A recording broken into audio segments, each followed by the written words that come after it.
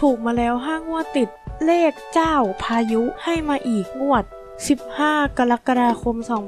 2562เชื่อว่าเป็นอีก1 วันที่หลายคนเฝ้ารอสำหรับการประกาศผลฉลากรางวัลสำหรับการประกาศผลรางวัลฉลากกินแบ่งรัฐบาลงวดที่15 กรกฎาคม 2562ล่าสุดเราจึงหาข้อมูลดีๆเด็ดๆมาฝากกันสำหรับเลขเจ้าพายุหรือหนุ่มวุฒินันท์สอนศรีที่ต้องบอกเลยว่าให้ถูกมาแล้ว5 งวดติดวันนี้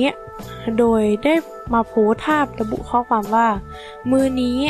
จัด1 เมนูหมูมะนาวทำกับข้าวทีไรหวยมักออกมา61ประจำเลยลุ้นๆกันวันที่15ขอขอบคุณข้อมูลดีๆจากสยามวาไรตี้ค่ะ